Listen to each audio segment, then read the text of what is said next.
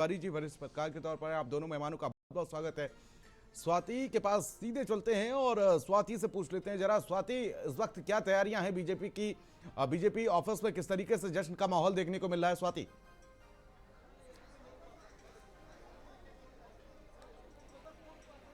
देखिए, थोड़ी देर बाद ही प्रधानमंत्री नरेंद्र मोदी भारतीय जनता पार्टी मुख्यालय में पहुंचेंगे और यही वजह है सुरक्षा व्यवस्था बढ़ा दी गई है। जो चेकिंग है वो इस वक्त किया जा रहा है। कार्यकर्ताओं की बात करें, हम मीडिया कर्मियों की बात करें और तमाम जो है इस वक्त चेकिंग की प्रक्रिया चल रही है। और अंदर पूरी तरह से बीजेपी मुख्यालय के ठीक बाहर इस वक्त हम लोग मौजूद हैं और अंदर पूरी तैयारी की गई है, क्योंकि प्रधानमंत्री नरेंद्र मोदी का स्वागत किया जाएगा। मंच बनकर तैयार है और सुबह से ही अगर हम बात करें, क्योंकि एनडीए लगातार जीत को लेकर आश्वस्त दिख रही थी, इसीलिए सुबह के वक्त लिट्टी चोखा बनाया गया। इसके अलावा लड्डू बनाया गया, कार्यकर्ताओं ने एक दूसरे को खिलाया, जलेबियां बांटी गई और जोश जो उत्साह है कार्यकर्ताओं में वो साफ तौर पर नजर आ रहा है। क्योंकि जिस तरह से नतीजे बिहार से सामने आए हैं, कहा जा सकता है कि तमाम नेताओं को आपने भी सुना होगा कि 150 से 180 के बीच आकलन किया जा रहा था कि एनडीए के पक्ष में होंगे। लेकिन जिस तरह से परिणाम सामने आ रहा है, ये बताता है कि जो एनडीए की ओर से वादे किए गए उस पर जनता ने भरोसा किया है। महिलाएं जो बड़ी संख्या में निकली घरों से, गांवों से भी, एक बड़ी वजह ये मानी जा रही है कि चाहे हम शराबबंदी, चूंकि बहुत पहले हुआ लेकिन इसका जिक्र कर सकते हैं, महिलाओं के वोटरों को लेकर और युवा वोटर भी मायने रख रहे थे, क्योंकि जिस तरह से रोजगार की बात लगातार की जा रही थी, चाहे प्रशांत किशोर की बात हो या तेजस्वी यादव की बात हो, लेकिन जिस तरह से नतीजे एनडीए के पक्ष में रहे हैं वो बधाई, लगातार जो है वो बधाई भी दिया जा रहा है। प्रधानमंत्री नरेंद्र मोदी ने खुद नीतीश कुमार को बधाई दिया है। जेडीयू की ओर से लगातार कहा जा रहा है कि मुख्यमंत्री नीतीश कुमार थे, हैं और रहेंगे। तो इस दौर का भी शुरुआत इसकी भी हो चुकी है, क्योंकि मुख्यमंत्री को लेकर भी चुनाव में विपक्षी पार्टियों की ओर से निशाना साधा गया था। और सबसे अहम बात, एसआईआर के बाद बिहार में चुनाव हुआ और जिस तरह से विपक्षी पार्टियों द्वारा, चाहे राहुल गांधी की बात हो, तेजस्वी यादव की बात हो, अखिलेश यादव की बात हो, यात्रा के दौरान आपको याद होगा कि एसआईआर का मुद्दा खूब उठाया गया था। राहुल गांधी ने वोटिंग से पहले एसआईआर का मुद्दा उठाया, लेकिन उसका असर चुनाव के नतीजों में नहीं देखने को मिला है। ठीक है, मैं लौटूंगा आपके पास स्वाति। हमारे साथ कुछ मेहमान जुड़े हुए हैं, हेमंत तिवारी जी के पास चलते हैं। हेमंत तिवारी जी, कौन कौन से फैक्टर्स आपको लग रहे हैं जो आज ये नतीजे सामने आए हैं? क्योंकि ये आकलन लगाया जा रहा था कि 180 के आसपास तक एनडीए पहुंच सकता है और कहीं ना कहीं 200 तो किसी एग्जिट पोल ने भी नहीं दिखाया था, लेकिन आंकड़ा 200 के पार पहुंच चुका है अभी तक जो रुझान सामने आए। देखिए, 180 की बात कहां से आई? 180 की बात तो आई दरअसल एग्जिट पोल के परिणामों के बाद जी। मैंने तो कम से कम कई प्लेटफॉर्म्स पे बहुत पहले से कहा कि सीधा साधा संदेश और संकेत है परिणाम का। चुनाव के पहले ही परिणाम के संकेत दिख रहे थे, लेकिन हमारी राजनीति का ये दुर्भाग्य है या राजनीति को समझने का दावा करने वालों की बदकिस्मती है कि वो जो रैली में भीड़ होती है उसी से मुकाबले का अंदाजा लगाने लगते हैं। कई रैलियां ऐसी हुई हैं इसी बिहार के चुनाव में अपोजिशन की, महागठबंधन की, जो प्रधानमंत्री नरेंद्र मोदी और गृह मंत्री अमित शाह की रैली से ज्यादा भीड़ जिसमें जुटी है, लेकिन इसका मतलब परिणाम नहीं होता है। अगर ऐसा ही होता तो आप तो इतने समय से देख रहे हैं उत्तर प्रदेश में आज भी सबसे ज्यादा बड़ी और भारी रैली करने कदम मायावती में है।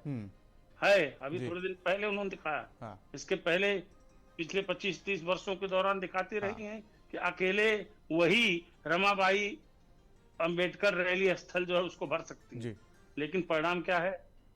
एक विधायक है, वो भी अपने दम पर जीता। तो बहुत सी ऐसी चीजें थी और अपोजिशन जो है जिन बातों को लेकर हमलावर था, एक नई परिभाषा करने के चक्कर में था। वोट चोरी, वोट चोरी क्या होती है भाई?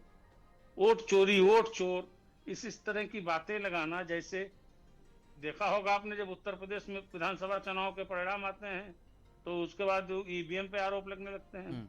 तो ऐसी स्थिति नहीं थी, नंबर एक बात। नंबर दो बात, 2020 में जब बिहार के चुनाव हुए थे तो नीतीश कुमार के प्रति वहां गुस्सा था लोगों में। मैं खुद गया था, मेरा अपना ऑब्जर्वेशन और लोगों से मैंने बात। लेकिन 2025 के चुनाव में नीतीश कुमार एक बहुत बड़ा फैक्टर रहे हैं।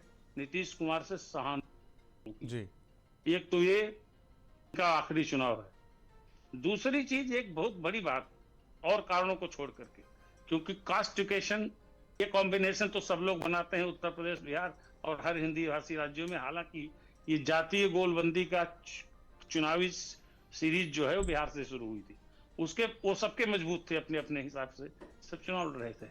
पर एक बड़ी चीज जो भारतीय जनता पार्टी की बहुत बहुत साइंटिफिक स्ट्रेटजी, मतलब जैसे चुनाव को युद्ध की तरह लड़ा जाता है। दूसरे combination, coordination Bharatiya Janata party और जेडीयू के बीच।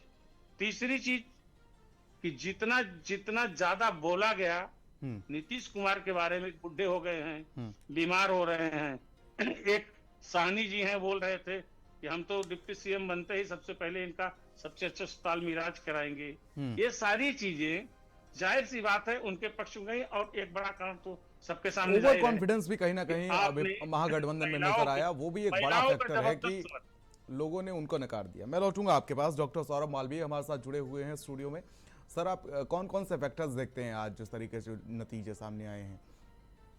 देखिए, निश्चित तौर पर यह परिणाम भारत की राजनीति में, खास करके बिहार की राजनीति में एक नई इतिहास लिखने वाला है। यह रोचक परिणाम है, लेकिन समझने की आवश्यकता है कि भारतीय जनता पार्टी चुनाव को कितनी संजीदगी से लड़ती है। छोटे बड़े सभी चुनाव को भारतीय जनता पार्टी पूरी ताकत लगा के और पूरी तरह से, यानी कार्यकर्ताओं की पार्टी है ये बताते हुए बड़े लीडर।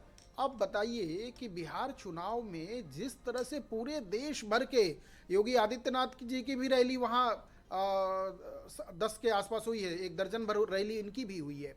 यहाँ केशव मौर्य को वहाँ सह प्रभारी बना दिया, धर्मेंद्र प्रधान केंद्रीय मंत्री हैं उनको चुनाव प्रभारी बना दिया, अमित शाह डेरा डाल लिए और राष्ट्रीय अध्यक्ष जयप्रकाश नड्डा ने समन्वय की जिम्मेदारी उनके जिम्मे था। यानी कोऑर्डिनेशन आप देखिए, कोई दल कोई भी इधर का उधर एनडीए से न जाए, इतनी संजीदगी से। उसके बाद महत्वपूर्ण बात क्या है कि वहां पर बूथ मैनेजमेंट तक के कार्यकर्ताओं को बैठा दिया। ये व्यवस्था, यह चीज आज इलेक्शन मैनेजमेंट जिसे हम कहते हैं, चुनाव प्रबंधन जिसे हम कहते हैं, ये बाकी दलों में अभाव दिख रहा है। इसके 2 कारण हैं। एक तो भारतीय जनता पार्टी राष्ट्रीय स्तर की पार्टी है, करोड़ों इसके कार्यकर्ता हैं, उनके पास कार्यकर्ताओं के का थोड़ा अभाव दिखा। दूसरी चीज जो था, नीतीश कुमार जी के जो स्वास्थ्य की बात आई, ये बात सच है, नीतीश कुमार जी के प्रति सहानुभूति जगी, ये बिल्कुल सही बात है। लेकिन उनके कार्यकारी अध्यक्ष संजय झा ने, आप देखिए उसको हर रैली में, हर स्थान पर, हर सभा में कैसे कार्यकारी अध्यक्ष नीतीश कुमार जी के पास साया बन के बने रहे। ये बहुत बड़ी बात है, सामान्य बात नहीं है। एक दल का राष्ट्रीय कार्यकारी अध्यक्ष पूरे समय नीतीश जी के साथ सब जगह बना रहता है, यानी कहीं भी कुछ भी गलत होने के आसार की संभावनाएं न बने, इस पर पूरी तरह से मैनेजमेंट ध्यान दे रहा है। तीसरी महत्वपूर्ण बात, लखपति दीदी 10,000 रुपए खाते में देना, महिलाओं का विश्वास जीतना, ये बहुत बड़ी बात है। ये फैक्टर काम कर गया वहां नीतीश कुमार के लिए, यानी सुशासन बाबू जो सुशासन की छवि है उसको सिद्ध करने में वो सफल हुए। तीसरा जो महत्वपूर्ण एंगल है वो है यूथ आज का सोशल मीडिया को समझता है, जानता है, बहकावे में आने वाला नहीं है। बिहार में 2010 के पहले का बिहार और 2025 यूथ के लिए उम्मीद की जा रही थी कि तेजस्वी यादव का अच्छा प्रभाव है उधर। हाँ, लेकिन उनके वक्तव्य में तो वही केवल बयानबीर होके निकल गए, इसलिए बड़ी एक संकट आ गई। क्योंकि एक बात ध्यान में आई कि भाई नौकरी तो देंगे, लेकिन बताए नहीं कैसे देंगे। तो ये भी बात आया कि नौकरी देंगे तो क्या नहीं, ये तो सभी पार्टियां करती हैं दावा। ये तो अगर देखा जाए तो नीतीश कुमार ने भी कहा कि 125 यूनिट फ्री बिजली देंगे, लेकिन कैसे देंगे ये थोड़ी ना बताया। ये तो सरकार बनने के बाद देखा जाएगा ना। इस बात पर इस चीज के साथ थोड़ा सा और उनको महागठबंधन की जो गलती थी वो जो अंत में मैं रेखांकित करना चाहता हूं वह यह है कि गठबंधन धर्म का निर्वहन नहीं हुआ। क्यों कि राहुल गांधी चले गए पचमढ़ी बीच में 15 दिन गायब हो गए। बार बार पूछा जा रहा था, सभी प्लेटफॉर्म से पूछा जा रहा था। जब हम लोग डिबेट में होते थे तो पूछते थे कि भाई राहुल गांधी कब लास्ट बात किए हैं, गठबंधन में, कब बैठक हुई है गठबंधन की, तो यह कुल मिला के भरोसा जीतने में नाकाम रहे और एनडीए भरोसा जीतने में कामयाब रहे। ठीक है, मैं लौटूंगा आपके पास। हेमंत तिवारी जी, कैसे देखते हैं, जैसे चुनाव के ठीक पहले, आचार संहिता से ठीक पहले जो रेबड़ियां बांट दी गई थी बिहार में, क्या वो भी एक बड़ा फैक्टर है? जिस तरीके से जो आंकड़े सामने आए हैं, महिलाओं को 10,000 रुपए खाते में ट्रांसफर, नौकरी की बात करना और साथ ही साथ 125 यूनिट फ्री बिजली, ये तमाम मुद्दे क्या लग रहे हैं आपको कि काम कर गए?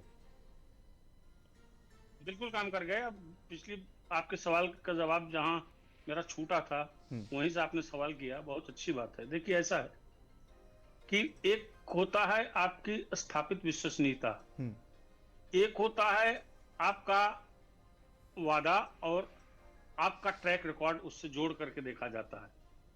सबसे बड़ी बात जो यूपी और बिहार में कॉमन है कि आपकी पार्टी की सरकार रही तो उसका अतीत कैसा रहा है जी। यह अतीत जो लालू प्रसाद यादव के मुख्यमंत्रित्व काल, उनकी श्रीमती जी के मुख्यमंत्रित्व काल का था, जो दादागिरी, गुंडागर्दी, जबरदस्ती, जिसके बारे में उत्तर प्रदेश समाजवादी पार्टी भी कुख्यात रही है, उसको भुगतान करना पड़ रहा है और आगे भी करना पड़ सकता है। तो ये दाग जो था वो दाग छूटा नहीं। दूसरी बात विश्वसनीयता। नीतीश कुमार का एक काम शराबबंदी का, चाहे कितना % वो लागू हो पाया हो, कुछ चोरी छिपे चल रहा हो, लेकिन शराबबंदी ने बिहार की महिलाओं के मन में नीतीश कुमार के प्रति बहुत बड़ा भाव पैदा किया था। कितने परिवार तबाह हो जाते थे, बर्बाद हो जाते थे, उस पर बड़ी रोक लगी। दूसरी चीज कि 4 बार के अपने कार्यकाल में नीतीश कुमार ने कोई ऐसा कार्य नहीं किया जिससे उनकी खुद की छवि पर कोई फर्क पड़े। तो एक तो मुख्यमंत्री की विश्वसनीयता, दूसरी जो गुंडागर्दी, अराजकता का एक अतीत रहा है, उससे तो निजात मिली, ये बहुत बड़ा फैक्टर होता है। लागल जुलनिया में धक्का बलम कलकत्ता चला ली, फिर नीतीश कुमार ई बार ललटनिया नहीं जलने दिया। तिरवा कितना विकास कर रहा है, जलने दो हमरा ललटनिया के। बार बार हमरा फिलॉसफी फेल हो जा रहा है। ई बार ललटेन जलने दो, बिहार को लूटना है। मेट्रो बन गया बिहार में, अब तो बिहार लूटने में मजा है। दे देंगे दुम का नाच के गिर जाओगे। बहुत बदतमीज पत्रकार हो जी। बिहार का लूटने चाहते थे, इस बार की सरकार बनेगा और बिहार के लूटेंगे, जंगल राज बनाएंगे, घोटाला करेंगे, अलकतरा घोटाला, चारा घोटाला, जीप घोटाला। लेकिन ये सब नीतीश कुमार हमारा प्लान चौपट कर दिया। अब क्या प्लान है? अब प्लान है कि हम लोग अब 5 साल जो है कि सनातन का विरोध करेंगे और ईवीएम का रोना रोए। कि आप कि आखिर किस तरह से इस वीडियो को प्रयोग किया गया है और इसमें लालू की तरह हुबहू एक आदमी जो है वो इस बात का जिक्र करता हुआ नजर आ रहा है कि हमारी लालटेन को जल जाने दो ये तीर और हमको फिर से जंगल राज कायम करना है। मैं लौटूंगा आप लोगों के पास। और स्वाति हमारे संवाददाता हमारे साथ दिल्ली से लगातार बनी हुई है। स्वाति के पास चलते हैं, जरा अपडेट लेते हैं कि वहां पर क्या कुछ तैयारियां हैं, क्योंकि एक बड़ा प्रदर्शन किया है बिहार में एनडीए ने और 205 का आंकड़ा के आसपास ये कहीं ना कहीं जो रुझान सामने आया है अभी तक उसमें सामने आ रहा है। स्वाति, देखिए, तमाम जो भारतीय जनता पार्टी के बड़े नेता हैं वो बीजेपी मुख्यालय पहुंचेंगे और यही वजह है कि मेरे पीछे आप देख पा रहे होंगे कि मीडिया कर्मी की भीड़ लगी हुई है इस वक्त। और जो प्रक्रिया है वो इस वक्त की जा रही है, चेकिंग बढ़ा दी गई है और जो तमाम सुरक्षा कर्मी है वो भारतीय जनता पार्टी मुख्यालय पहुंच चुके हैं, क्योंकि 6:30 और 6:45 के आसपास प्रधानमंत्री नरेंद्र मोदी बीजेपी मुख्यालय पहुंचेंगे। इसके अलावा जो तमाम दिग्गज नेता है वो भी उस दौरान मौजूद रहेंगे और बड़ी जीत एनडीए को मिली है बिहार में, तो ऐसे में संबोधित कार्यकर्ताओं को करेंगे, क्योंकि कार्यकर्ता अलग अलग जगहों से भारतीय जनता पार्टी मुख्यालय में पहुंचे हुए हैं और दोपहर से ही जश्न की शुरुआत हो गई थी। सुबह के वक्त जरूर रोक दिया गया था कि थोड़ा और इंतजार करना चाहिए, क्योंकि तस्वीरें थोड़ी साफ हो जाएगी, उसके बाद जश्न मनाया जाएगा। और कार्यकर्ता यहाँ पर बड़ी संख्या में पहुंचे बीजेपी मुख्यालय में, मिठाइयों के साथ, लड्डू के साथ, ढोल नगाड़ों के साथ, और यहाँ पर खूब जश्न बीजेपी की ओर से दोपहर के वक्त शुरुआत हो गई थी। और अभी भी जो शाम के वक्त बात करें हम तो बड़ी संख्या में कार्यकर्ता इस वक्त बीजेपी मुख्यालय में मौजूद है और प्रधानमंत्री नरेंद्र मोदी कार्यकर्ताओं को संबोधित करेंगे तो क्या कुछ उस दौरान कहेंगे, महिलाओं को क्या कुछ प्रधानमंत्री की ओर से कहा जाएगा, क्योंकि सबसे बड़ी जो भागीदारी है वो महिलाओं की इस चुनाव में देखी गई है। जिस तरह से गांव से महिलाएं निकली हैं वोट देने के लिए, लंबी लंबी कतारें महिलाओं की लगी रही बूथों पर, तो ये भी समझना होगा कि प्रधानमंत्री की ओर से महिलाओं को लेकर खास तौर पर क्या कहा जाएगा। जो वादा एनडीए की ओर से कहा गया, क्योंकि जब सबसे पहले महागठबंधन की ओर से घोषणा पत्र लाया गया तो उस दौरान हर घर नौकरी का वादा तेजस्वी यादव की ओर से किया गया था और कहा गया कि एक महत्वपूर्ण मुद्दा हो सकता है, क्योंकि युवा अलग अलग जिलों से, चाहे हम दरभंगा की बात करें, मधुबनी की बात करें या सीतामढ़ी की बात करें, मुजफ्फरपुर की बात करें, तमाम जो छात्र हैं, जो स्टूडेंट्स हैं, वो पटना में तैयारी करते हैं और बिहार में अभी भी सरकारी नौकरी को लेकर तैयारियां खूब की जाती है। घरों में पहले से ही कहा जाता है कि सरकारी नौकरी की तैयारी की जाए और पटना में छात्र करते भी हैं। ऐसे में जब वादा किया गया तो ये एक बड़ा मुद्दा निकलकर सामने आया, लेकिन दूसरी तरफ जैसे ही एनडीए का घोषणा पत्र सामने आया उसमें भी रोजगार को लेकर जो है वो वादा किया गया। तो ये कहा जा सकता है कि महिलाएं हों या युवा हों, उन्होंने एनडीए पर भरोसा जताया है, जो नतीजे सामने आ रहे हैं इस वक्त। और बीजेपी के नेताओं ने भी उम्मीद इस नतीजे का तो नहीं किया था जितना मुझे लगता है, क्योंकि जो बयान दिए जा रहे थे उसमें यही आंकड़ा बताया जा रहा था कि 150 से लेकर 180 के बीच नतीजे रहेंगे। लेकिन अब जिस तरह से प्रदर्शन हुआ है उसका आकलन भी किया जाएगा और विपक्षी पार्टियों को सोचने की जरूरत है, क्योंकि शुरुआती दिनों से आप देखिए जिस तरह से महागठबंधन में दरार देखने को मिली, सीटों को लेकर जिस तरह से चीजें निकलकर सामने आई, कहीं ना कहीं एक संदेश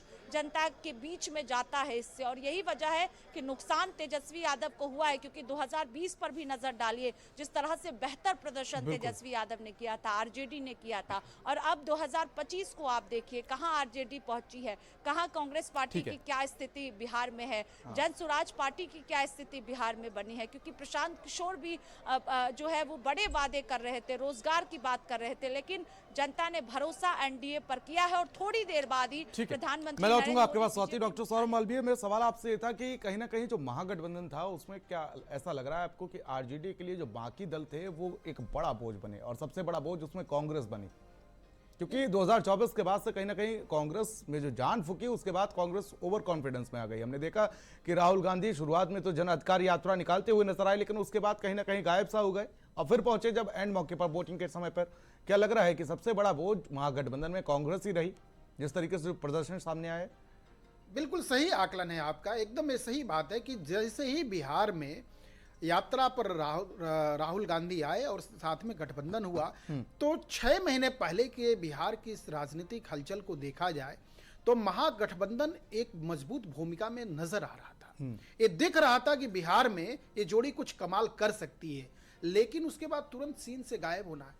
अब राहुल गांधी के बारे में थोड़ा सा भारत की राजनीति में अविश्वास उत्पन्न होने लगा है, क्योंकि राहुल गांधी के नेतृत्व में लगभग कांग्रेस ने छोटी बड़ी 2 दर्जन से अधिक चुनाव हार गए हैं।